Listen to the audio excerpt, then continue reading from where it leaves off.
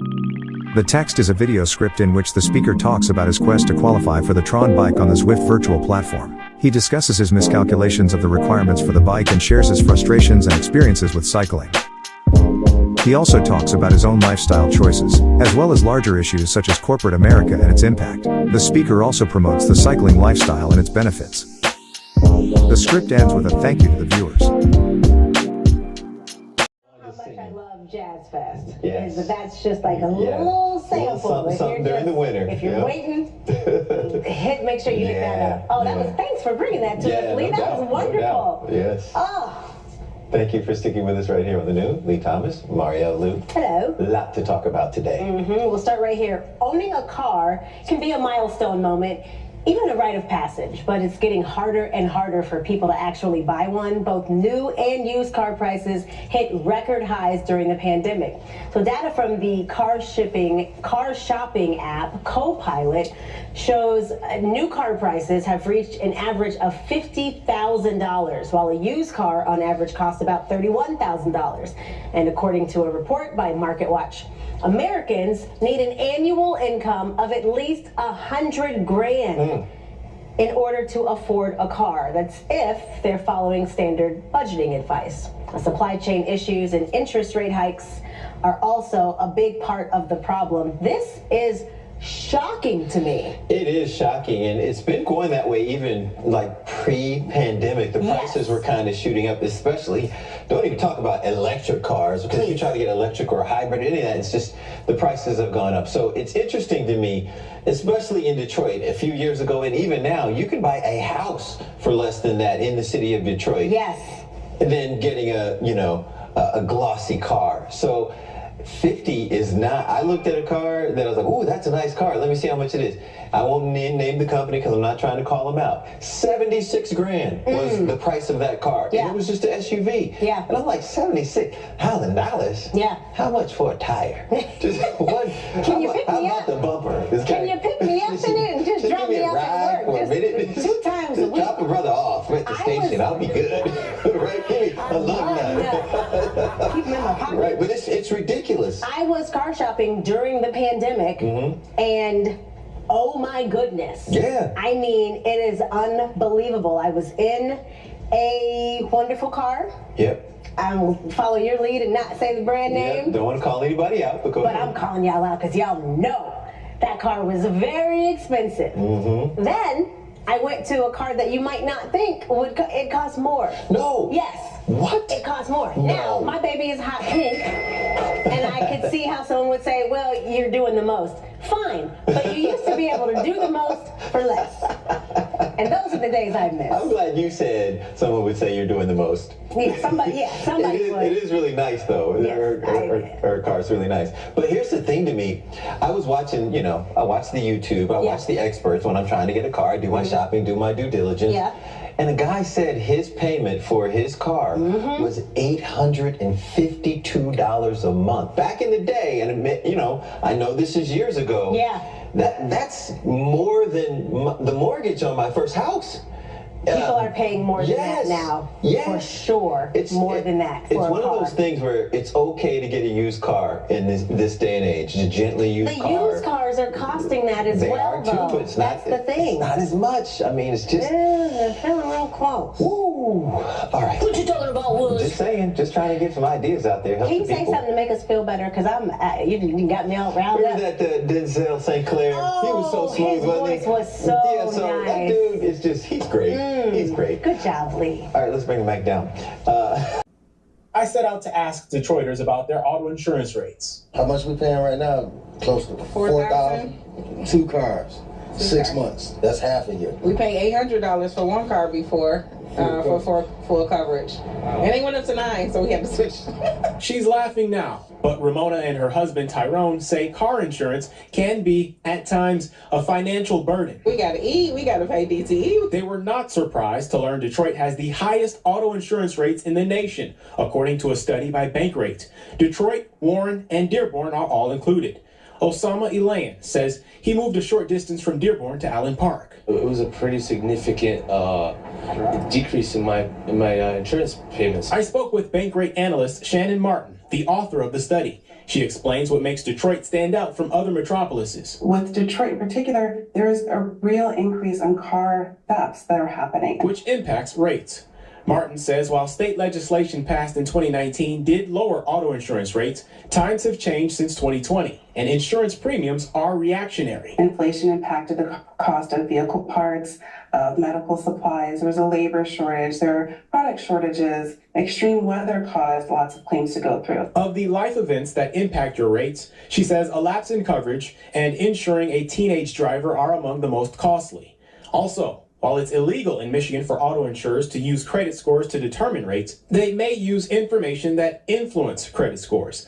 Doug Heller is the Director of Insurance for the Consumer Federation of America. You have to recognize that there is a public policy problem. The legislature, the governor have not done enough. The regulators, the Department of Insurance and Financial Services have not done enough to protect drivers from the unfair pricing that we see in the auto insurance market. At the same time, Heller says consumers can't wait around for legislators to reform the industry. He says shopping around and getting quotes from different companies can still help, and to do so at least once a year. You can look to reduce your coverage, but be careful because you're not going to have the protection you need if you reduce your coverage. Something got to be done. It don't make sense. If you want everybody to be legal driving, because you can still get a car and just get insurance for 7 days and just be out here illegal, and nobody wants to do that. Darren Cunningham, 7 Action News.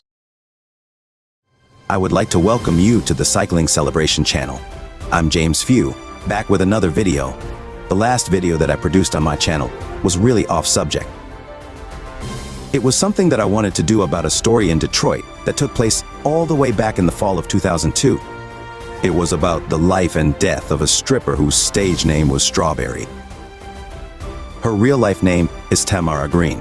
This video is all about my quest to qualify for the Tron bike on the Zwift virtual platform. I'm now 10 weeks in on the climbing challenge to earn a Tron bike, or, as formerly known, the Z1 concept bike by Zwift. As I had finished off my last video, I approached 51,000 feet of elevation, opened up the challenge window in the app. I found out that I had grossly miscalculated the requirements for the Tron bike, and it told me that I had completed 78% at that time. So I calculated that 51,000 is 78% of about 66,000. So that is how much I thought I needed to complete the qualifications or requirements. But again, I neglected to determine that I should have been converting the metric system to the decimal system, and I would have gotten the correct answer.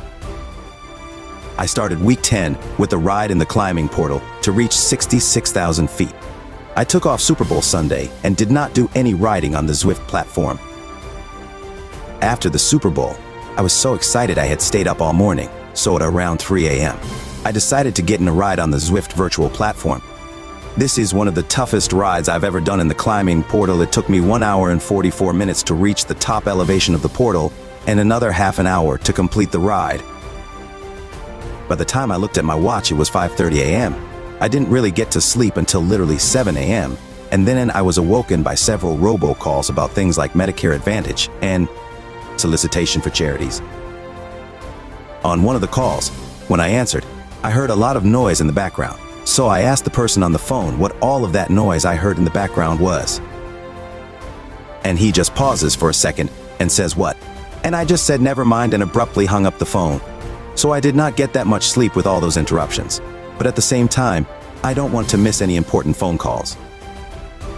I usually screen all of my calls anyway, but sometimes I see a strange number, and I'm not sure if it's somebody that I might know, but I guess they'll call back.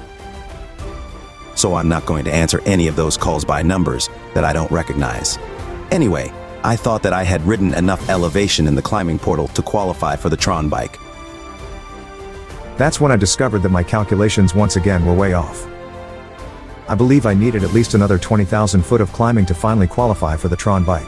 The challenge window said that I was 87% complete. Today is Fat Tuesday, and people are partaking in one of the silliest traditions I ever heard of, eating glazed jelly-filled donuts. Just one of such things can be as much as 300 calories. Not to mention that it's loaded with sugar and complex carbohydrates, thus adding to the risk of making people lean towards the direction of becoming diabetic.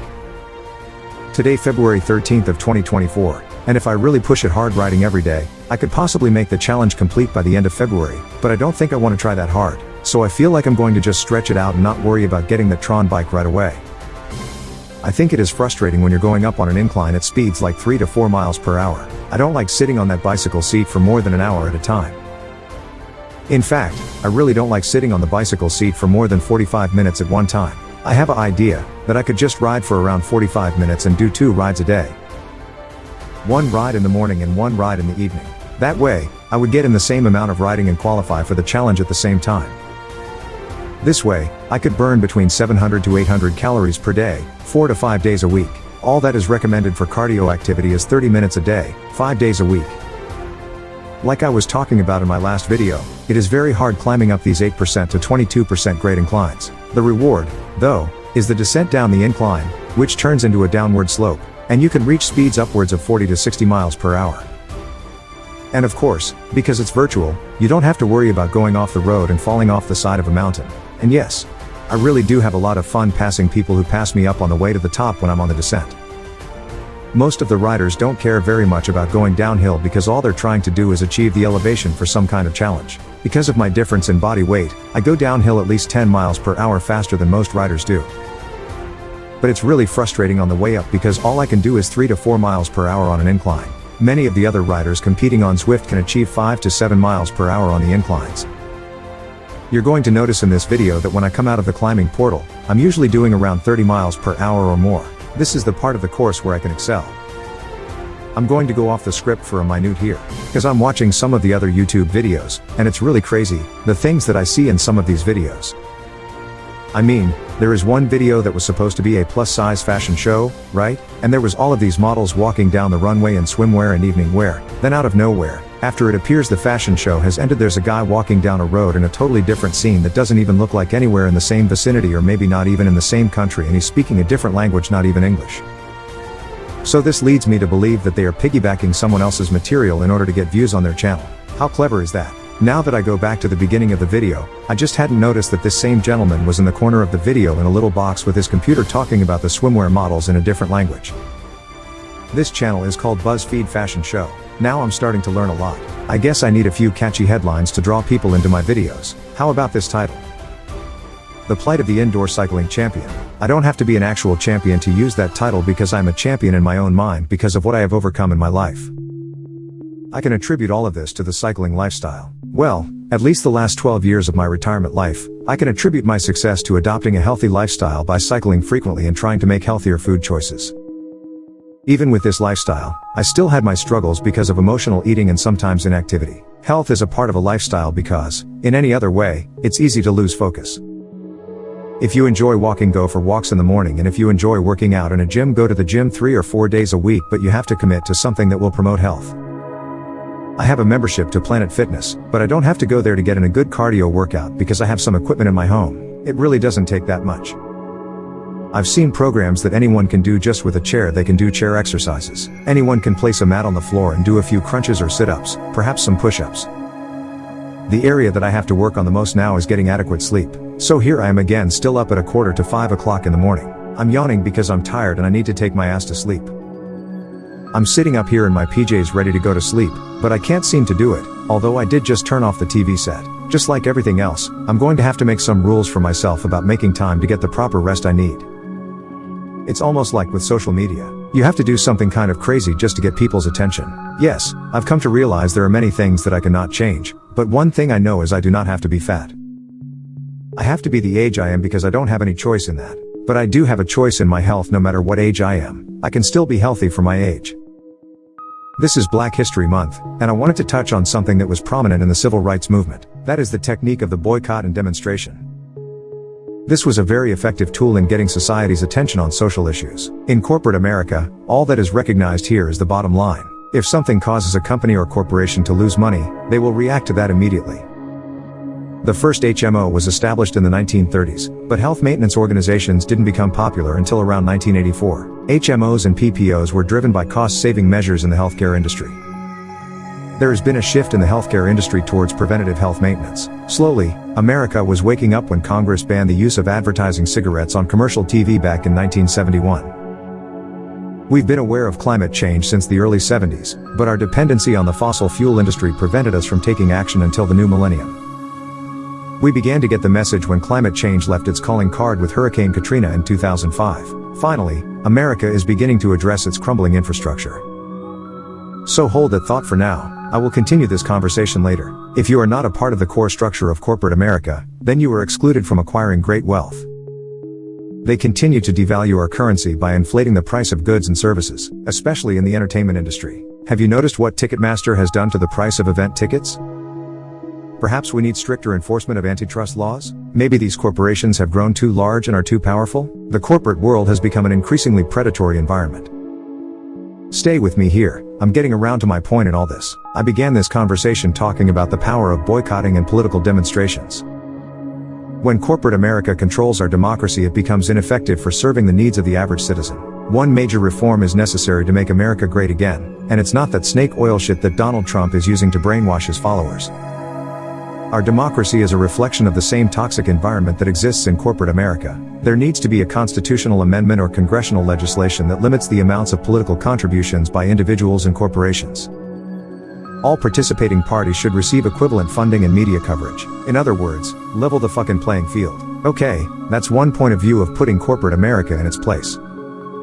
How do we put the auto insurance and auto manufacturing industries in check? I believe if just 1/3 of their customer base were to find alternative modes of transportation, they might realize the financial stranglehold they've placed on us. This is one reason I'm a firm believer in the cycling lifestyle. It's available and affordable to everyone in some form or factor. You just need to do some research. There are road bikes, mountain bikes, e-bikes, e-trikes, electric cargo bikes, velomobiles, quad cycles, and electric scooters, all of which can be purchased at a small fraction of the cost of automotive products such as cars, SUVs, vans, and trucks. Cycling is the answer to improving our lives in many ways. A healthy lifestyle will reduce the cost of healthcare as a preventative maintenance factor. I just want to influence everyone to consider choosing to participate in this lifestyle. Someone said that they don't ask viewers to subscribe to their channel because if the content is interesting or entertaining, they'll subscribe for those reasons. So, I'm going to see if my content can succeed on its own merit. Thanks for watching, and I'll see you on the next one. Au revoir, arrivederci, hasta la vista, goodbye for now.